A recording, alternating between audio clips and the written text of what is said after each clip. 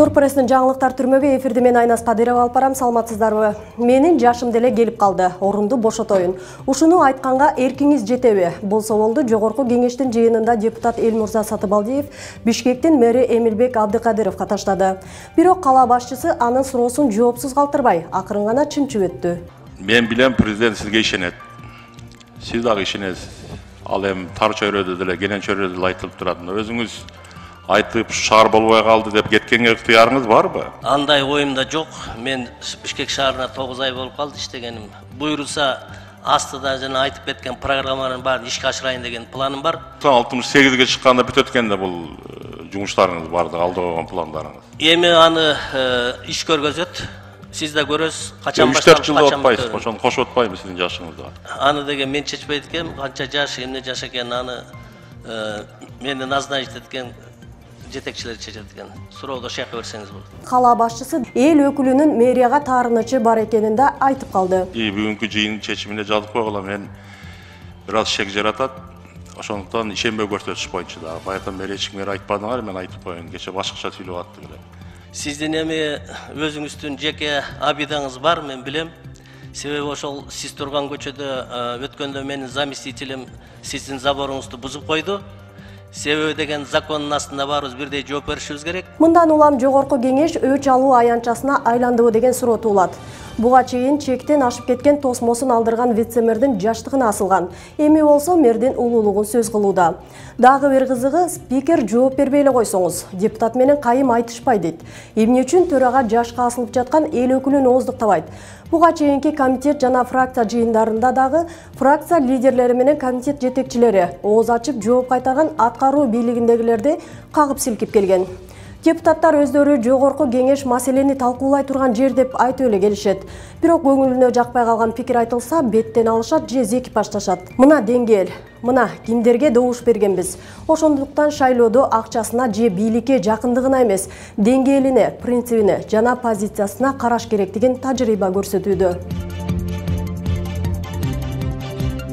Экономика жана коммерция министрлиги оюн-зоок ишмердүүлүгүнө салыктын ченемдерин аныктаган токтом долбоорун коомдук талкууга койду. Документте казинодогу бир оюн үстөлү үчүн төмөнкү тарифтерди белгилөө сунушталат. Ага ылайык 2023 жылы 600 000 сом, 2024 жылы бул 750 000 сомго көтөрүлөт. Ал эми бир оюн автоматы үчүн 2023 жылы 15 000 сом. Анын дагы салыктык ченеми 2024 жылы көтөрүлөт. Тагыраак айтканда 20 000 сом болот. Эскерте кетсек, казино боюнча мыйзам кабыл алынаарда чоң талаш тартыш орун алган. Негизинен коомчулук бул мыйзамга каршы турду. Ал эми эл өкүлдөрүнүн айрымдары тагыраагы пикирин ачык айтууга эрки жеткендери гана каршылыгын билдирбесе, басымдуу бөлүгү адаттагыдай эле кнопка баскыч болду. Деген менен 5-чи жолку аракетте гана мыйзам кабыл алынып, президент кол койгон. Курч вирустук оору жана сасык тумоого кабылгандар көбөйүүдө. Азыр күнүнө 9 000ге жакын адам курч вирустук ооруларга кабылууда.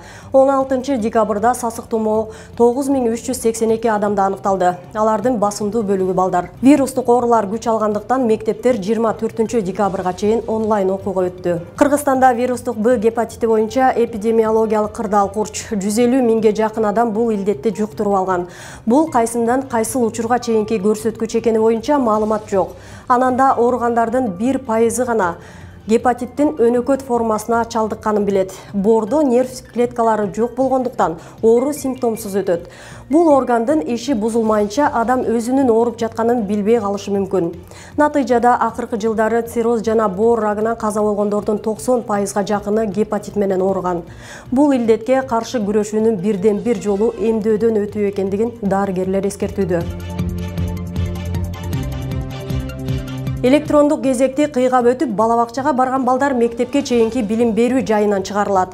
Муну Билим берүү министрлиги билдирди. Бирок ошол эле учурда баланы бакчага бармак бастым, көз кыстым менен алган мекеме жетекчисинин дагы жоопкерчилиги каралууга тийиш деген пикирдебиз. Ата-эне айла жоктун баласын бакчага жайгаштыруу үчүн тааныш салууга туура келет. Антпесе электрондук кезек жеткенче бала бакчага бара турган курактан эмес, башталгыч классты аяктай турган жашка жетет. Бул чындык. Министрлик система коррупциянын алдын алуу үчүн иштелип чыккан дейт. Бирок жемиши да, жеңиши да болгон жок. Алгач мектепке чейинки билим берүү жайларынын жетекчилерин тартипке салуу керек. Анткени баланы бакчага жайгаштыруу үчүн ата-эне бери дегенде бир балага 10 000 сомду шапкеси катары берет. Бул аргасыздан жасалган кадам. Эгер акчасы ашып-ташып турса, жеке менчикке эле берет эле го. Ошондуктан бармак бастым, көз кыстымды уюштурган бакчалардын жетекчилеринин жоопкерчилигин кароону башкы планга чыгаруу шарт.